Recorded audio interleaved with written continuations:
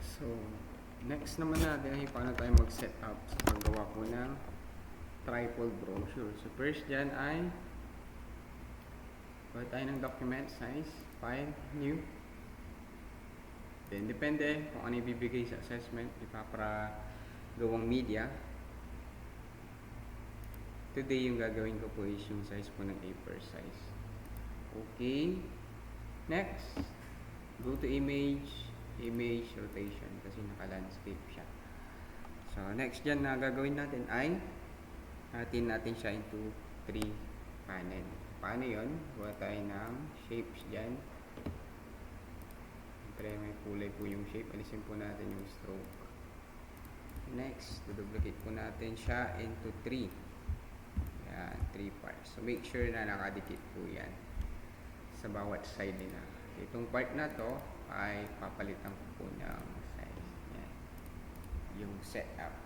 Next, dyan is Control T to transform. Make sure na nakaselect lahat po ng rectangle. And then, scale natin siya here. Yan. So, itong tatlo na to, pwedeng maging guide nyo ngayon. Pwedeng i-group nyo siya. Depende sa gagawin nyo. Yan, pangalanan yung guide. Yan. And then, next, na pwede natin gawin sa kanya. Okay? Ito na tayo ngayon sa magdagdag tayo ng guide. Yan. Yan mismo.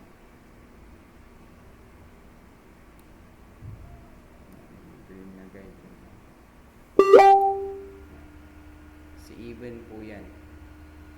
Sa panel po natin. Kayo po kung gusto nyo pa kung tignan po dito.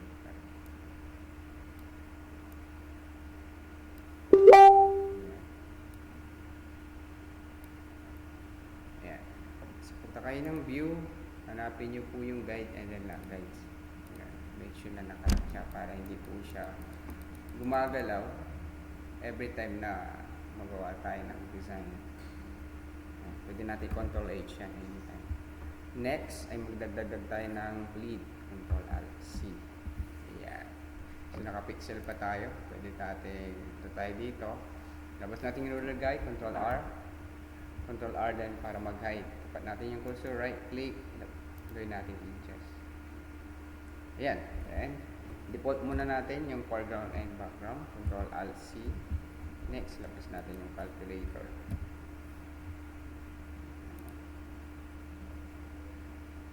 So, 11.693 plus 0.125 si inches yan. Ang katumbas naman niya sa millimeter ay 3 mm. That's 11.818. Lagyan natin dito 11.818. The next 8.2.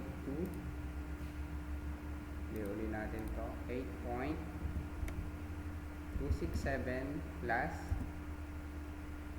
0.125. Okay.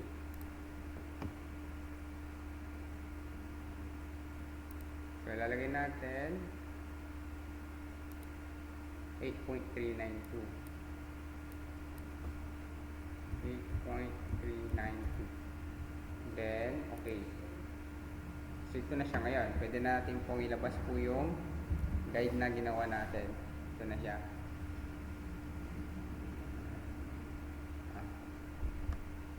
So, make sure na ilalagay din po natin itong guide natin dito.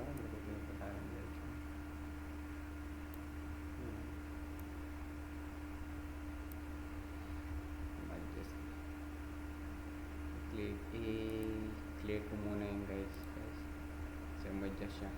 Mawawali pala to guys. Oops. Alisin muna natin yung guides.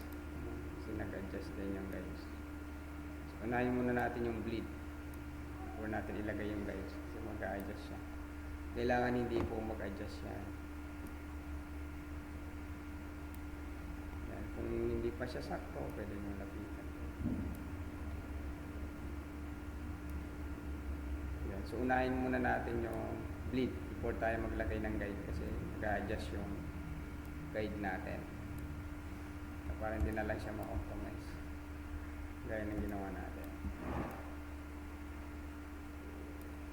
So bakit nilalagyan natin ng bleed? Kasi nga sa assessment ay requirement po siya.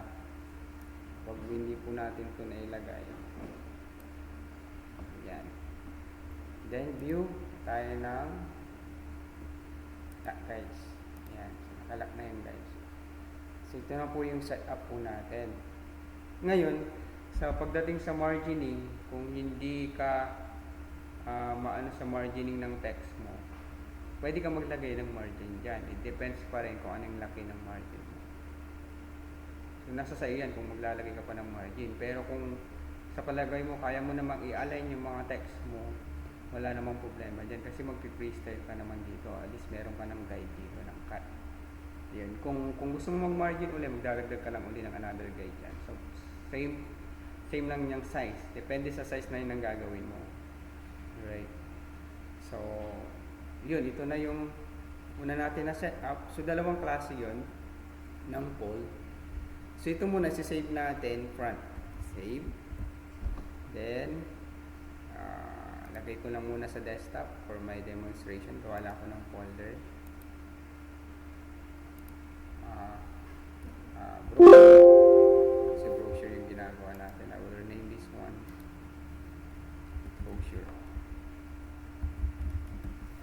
Ayan. So, save. Mag-update yan guys. Double click mo siya. So, this is our front page. Save mo siya dyan. Next, dalawa kasi yung save natin. Save mo ulit siya. Save as, and then yung inside. So, inside na yan, i-open natin yung front. Punta tayo doon. Sinave natin na folder siya. Nandito na siya. And then yung front. Yan. So dito, nasa front tayo. So sa front naman, ito yung unang fold natin ang ilalagay natin dito. Ito na yon. Siyempre, ito yung front natin. Yan. Diyan ka magde-design ngayon. Ayan. Next is, ito naman yung magiging back mo. Ayan. Pagdating sa pag naka-fold na yung trifold. Select ko muna back. Yeah. And then this part is your duplicate ko lang to. Nakalagay dito yung last page. Ayan. So sa last page, usually ang pwede mong mailagay dyan ay pwede natin yung mission natin. Mission, then vision. Or pwede rin yung history. Yan, pwede yan. Then dito is yung call to action. Call to action. Usually yung mga bago ngayon is QR code na. QR code. Pwede rin. Next. Na pwede natin ilagay dyan. Pag si QR code, pag in-scan nila yan, pupunta dyan yung contact info mo. Ayan. Contact info. Ayan. Location. Email. Ayan. Yan yung pwede mong mailagay dito. Next, yung mga pwede mo namang ilagay dito, syempre, pwede tayo maglagay dito ng name ng company.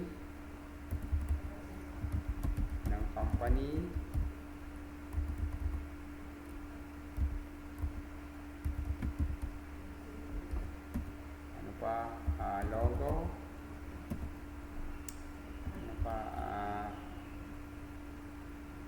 Pwede natin ilagay dyan. Pwedeng schedule. Time.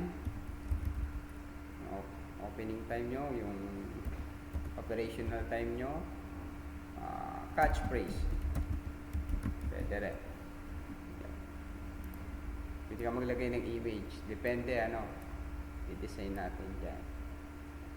Dito naman sa part ng sa inside, kahit hindi mo hatiin to, pero kung gusto mong hati-hatiin siya, i-dissect into 3, pwede naman. Basta ang nakalagay dito is yung product details. Next, promotion, ano ba, services. Basta anything po doon sa product niyo po. Pwede niyo pong ilagay po dito. Ayan. As long as may portray natin yung ano. Ayan. Ayan. Sa next naman natin ay maglalagay tayo ng tinatawag nila na highlights po para lumabas po yung pagkahati ng tree. At doon sa pangatlong part ay imamock up po natin siya. But by this time, paano na lang muna tayo mag-set up. Okay? So ito, pwede na tayo mag-start dyan.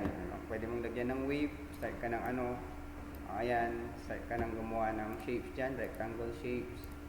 Yan. Pwede mo nang i-wave yan. Kung dito transform, yun, may separate demo na po ako dyan kung paano gumawa ng wave. So pwede mo nang ma-start ngayon yung layouts mo ng brochure. So next na po is yung part 2.